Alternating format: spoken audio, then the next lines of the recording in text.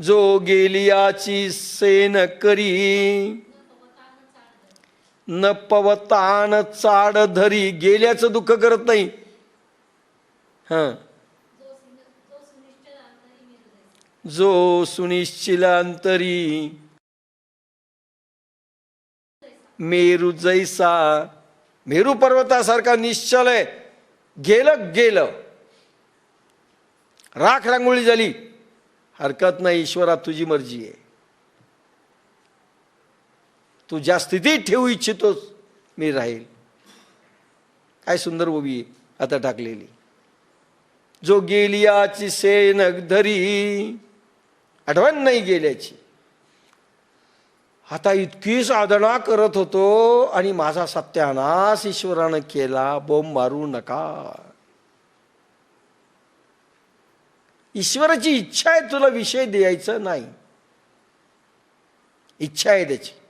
त्याच्या इच्छेच्या विरुद्ध जाणारे तुम्ही कोण? तुम्ही म्हणता ईश्वरा तुझी काही इच्छा असू द्या, माझी इच्छा आहे की असंच झालं पाहिजे. आता ईश्वरी इच्छा श्रेष्ठ की तुमच्या इच्छा श्रेष्ठ आपण ठरवायचं. जीवात्मा इंद्रियांचा गुलाम बनतो. ती बाहेरील विषय सेवितात, मनबुद्धी अहंकाराला आपल्या तावडीत घेतात, बहिर्गतीत फिरवतात. ही विषय मनाला तावडीत घेतात, बुद्धीला तावडीत घेतात आणि बहिर्गतीत फिरवतात. घर घर घर. अभ्यास पोरांचा होत नाही का? विषय टीव्हीत, खेळात, cricket, volleyball, football, Hollywood, Bollywood, त्याचे ते चित्र पाहायचे असतात. तिकडे सगळे इंद्रियांना ओढतात, कारण इंद्रियांचे गुलाम आहेत ते.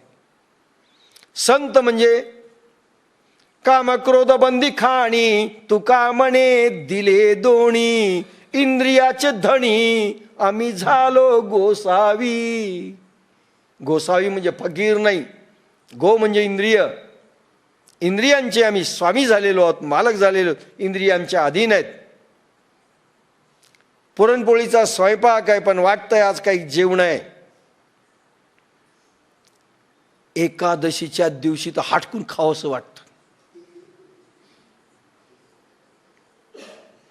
आणि ज्या वेळेस खावंसं वाटतं ना, एकादशी संपली. एकादशीच संपली. फारच कठीण आहे बरं का अध्यात्म. आपण करतो त्याला अध्यात्म म्हणतोय, चूक आहे. बहिर्गतीत फिरवतं म्हणून खाल्लेलं बरं. बहिर्गतीत फिरवतात. ह्याच कारणामुळे बुद्धीत भ्रम होतो, म्हणून सत्य कळत नाही, आत्म्याचा अनुभव येत नाही. इंद्रियांचे गुलाम, विषयांचे गुलाम, आणि त्यामुळे आत्मानुभव संपतो. काय साधनेमध्ये अनुभव येत नाही. आम्ही इंद्रियांचे गुलाम आहोत, आम्ही वासनेचे गुलाम आहोत, आम्ही विषयांचे गुलाम आहोत. ते आम्हाला बांधून ठेवतात. ज्ञानेश्वरीला काय नाही आली, पिक्चरला गेलो होतो, शेक आणि शो. कशाचा गुलाम आहे? कशाचाही गुलाम. ह्याच कारणामुळे बुद्धीत भ्रम होतो, म्हणून सत्य कळत नाही, आत्म्याचा अनुभव येत नाही. आत्मा अनुभव नाही. इंद्रिये विषय सेविती, ते तर हर्ष शोक उपजती, ते अंतर आपलविती, संगे येणे. इंद्रिय विषय ओढतात. आवडीसारखे विषय मिळाले तर हर्ष व त्यापासून सुख उत्पन्न होते. आवडीप्रमाणे मिळालं तर, आई कांद्याचे भजे कर, केले, पण ते झाले 800 कांद्याचे भजे झाले की कडक दगडाने फोडावा असं, किंवा जळाले, करपले, काय होईल? इंद्रियाला सुख. घे ना कांद्याचे भजे, टेस्टच नाही. बायकोचे नवऱ्याचे भांडणं पहिल्यांदा सासूचे कशानं होत असतील ना, टेस्टी स्वयंपाक सुनेला येत नाही. टेस्ट काय, सगळे इंद्रियांचे गुलाम असतात. कारण हिनं कधी टेस्टच, स्वयंपाकच केला नाही ना, हिनं फक्त टेस्ट घेतलेली माहेरी, कधी स्वयंपाकच केला नाही. आवडी सारखे विषय मिळाले तर हसतो माणूस, हर्ष होतो व त्यापासून सुख उत्पन्न होते.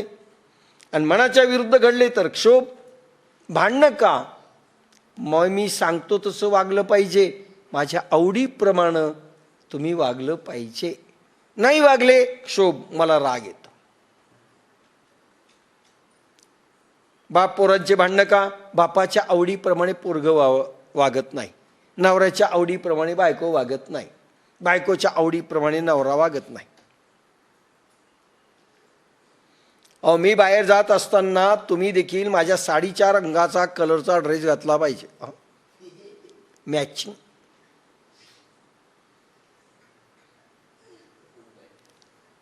विषय मिळाले तर हर्ष होते, त्यापासून सुख उत्पन्न होते. मनाच्या विरुद्ध घडली तर क्षोभ, मग शोक, त्यापासून दुःख उपजते. सुख आणि दुःख विषयांच्या उपभोगावर आणि त्याला मिळणाऱ्या सुख आणि दुःखावर आहे. मनाच्या विरुद्ध घडले तर नाही.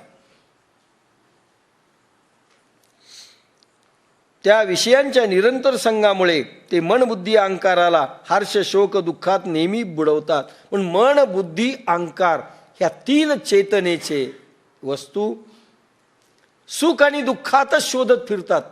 आपलं ज्यांना वेळ मिळत नाही असं म्हणणं आहे, ते फक्त विषयात रमणारे आहेत रात्र आणि दिवस, आणि सुख दुःख शोधायले त्या विषयामध्ये. मजा घंटावर आली बरं का, मज्जा आली घंटावर, बस, बाकी काही नाही. सुख आणि दुःखात, सुख आणि दुःख विषयातून शोधणारे इंद्रियांचे गुलाम, त्यांना आत्मानुभव नाही आणि त्यांना शोक आणि दुःख येतो. आणि मनबुद्धी अहंकार हे शोक आणि दुःखात अखंड बुडालेले आहेत. तुम्हाला काय, आम्हाला मरायला पुरसत नाही, जा तुम्ही ज्ञानेश्वरीला, मी आपलं इथेच. कारण यांना सवय झाली आता शोक आणि दुःख बुडण्यात. आणि खरंच सांगतो, काहींना सवय झालेली, संसारात एवढे अटॅच झालेले आहेत, डिटॅच व्हायलाच चलत नाही. ते असं म्हणतात, एक जुन्या काळात नवीनही उदाहरण देतात. एका पुरामध्ये हा वाहून चालला आणि तिथे यांनी त्या घोंगडीला धरलं आणि म्हणे अस्वलाने मला धरलं. मग यांनी धरलं होतं त्या घोंगडीला. आणि मग लोकांनी सांगितलं, अहो ते अस्वल नव्हतं, तुला काहीच धरलेलं नाही आहे, तू धरलंय त्या अस्वलाला, त्या घोंगडीला. आपण संसाराला धरलंय, संसाराने तुम्हाला कुठे धरलंय? ह्या घरात कोणी नाही, एकटा आहे, मी येऊ शकत नाही, घराने धरलंय तुम्हाला? सांगा. सोन्याच्या वस्तू कपाटात ठेवलेल्या आहेत म्हणून मी येऊ शकत नाही, एकटीचे. कोणी चोर येतात, त्या वस्तूंनी धरलं तुम्हाला? लहान लहान पोरं इथं घरात आहेत, मी राहते, पोरांनी धरलंय तुम्हाला? संसारातली कुठलीही वस्तू तुम्हाला धरीत नाही, तुम्ही धरतात, त्याला संसार म्हणतात. तुम्ही मेले तर घर रडत येत नाही, नाही बा यांचं घरही गेलं बरं का स्मशानापर्यंत, सोडायला एक येत नाही, टीव्ही येत नाही, काय नाही, तुम्ही धरलंय त्या टीव्हीला, टीव्हीनं धरलं नाही. आपण धरतो त्याला संसार म्हणतात, आपण सोडतो त्याला वैराग्य म्हणतात. आपल्यावर आहे धरणं आणि सोडणं. जया विषयांची ठाई एकनिष्ठता कही नाही, तेत सुख दुःख आणि काही सुखही दिसे. ज्या शब्दादी विषयांच्या ठिकाणी स्थिती किंवा स्थिरता कधीच नसते, त्यापासून फार करून दुःखच उपजते व थोडे सुखही भासते. वायू तेज आप पृथ्वी या पाच भूतांचे पाच स्पर्श, शब्द स्पर्श रूप रस गंध हे आहेत. ज्या शब्दादी विषयांच्या ठिकाणी, ज्या विषयांची ठाई, विषय आपल्या प्रत्येक इंद्रियांचा एक विषय आहे. डोळ्यांचा विषय, पाहणे. कानाचा विषय ऐकणे. कान इंद्रिय ऐकण्याचा विषय. सुंदर बासरी लावावं, काय लावलंय? टॉ टॉ टॉ टॉ. का? कान तृप्त झाले पाहिजेत. सुंदर बासरीचं गाणं लावा. जिभेचा चमचमीत चकझम चकझम पदार्थ पाहिजेत खायला. जिभेचा विषय म्हणजे इंद्रियांची गुलाम. पण ह्या विषयांच्या ठिकाणी स्थिरता कधीच नसते. एकनिष्ठता, स्थिरता नसते. म्हणजे स्थिर सुख देणार त्या विषयांमध्ये कुठेच नाही. हे पहा, लग्न जमवायच्या आधी पहिल्यांदा हा पाहतो मुलगी किंवा ती पाहते. तो, ती, ते हे दोघं एक दुसऱ्याला पाहतात. ते म्हणजे घरचे लोक. तो, ती एक दुसऱ्याला पाहतात. ते पण पाहतात म्हणजे नातेवाईक. आता हे तो, ती, ते पाहिल्यानंतर फोटो दाखवत फिरतो हा सगळ्याला. पहा पहा पहा, ही एंगेजमेंट होणार आहे. तुम्हाला कशी वाटते? प्रत्येक मित्राला दाबून दाखवतो. तो म्हणतो सुंदर आहे, चांगली आहे. हां, फार मागण्या आल्या तिला. अच्छा, पण आपल्याशीच जमण्याची शक्यता आहे. ठीक आहे. आता ज्या वेळेस लग्न होतं, शान असा चालत असतं. मॉडेल सुंदर भेटलंय. मॉडेलिंगसाठी आलं होतं बरं का तिला ऑफर. अच्छा, हा असतो डबू, पण ती मॉडेल पाहिजे. मॉडेलिंग बरं ठीक आहे. हे जे प्रेम आहे, काही दिवसानं हे डबडं होत चालतं. तिला हा आवडत नाही. झालं दुःख. विषयांच्या ठिकाणी स्थिरता नाही सुख देण्याची. किंवा ही बायको डब्बू गोल होत चालते.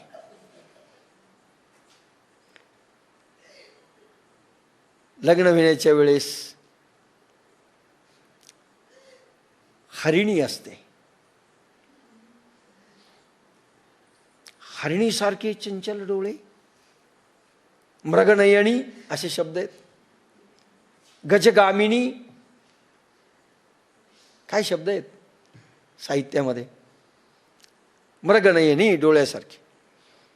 आणि लग्न झाल्यानंतर नाही. आता तीच बायको लग्नापूर्वी काय वाटली? चंद्रमुखी. लग्न झाल्यानंतर सूर्यमुखी आणि पोरग झाल्यानंतर ज्वालामुखी.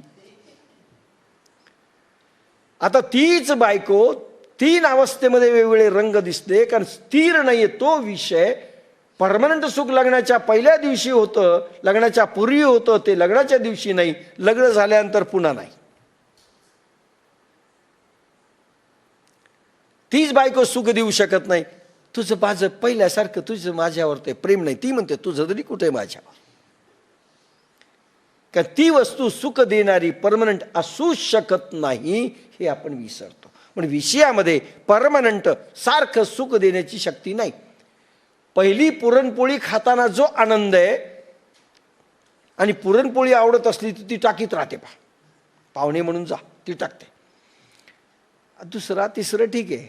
चौथ्यांदा पाचव्यांदा 5 पोळी नाही तुम्ही घ्या, माझी शपथ आहे. त्याला जी टेस्ट पहिल्या पोळी खाण्यात आली होती मज्जा, ती 5व्या पोळीत आहे का?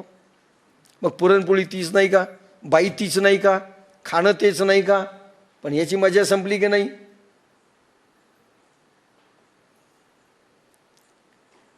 एक कविता तुम्हाला सुंदर आवडली. आपल्या कुलकर्णीबाईंची समजा कविता आहे. तुम्ही once more once more once more म्हणालात, त्यांनी पुन्हा वाचून दाखवली. छान वाटली. पुन्हा ते म्हणे आता मी तुम्हाला सोडणार नाही, 25दा ऐकू आणणार. आता पहिल्यांदा तुम्ही वन्स मोर करताना जो आनंद होता, 5व्यांदा ऐकताना तो आनंद राहणार आहे का? आणि 6व्यांदा 7व्यांदा काही झोपलेले दिसतील, काही टवाळ्या करतील, काही इकडे तिकडे पाहतील. तीच वस्तू पहिल्या वेळेस ज्याने आनंद दिला, ज्या कवितेनी, नंतर दिलेला नाही. जया विषयांची आठ, ज्या विषयांच्या मागे आपण लागलेलो आहेत ते परमनंट सुख देणारे नाहीत. उलट जास्त दुःख देणारे परिणाम अंतिम. जी बायको सुखाकरता आणलेली आहे ती नंतर कळतं दुःख देत.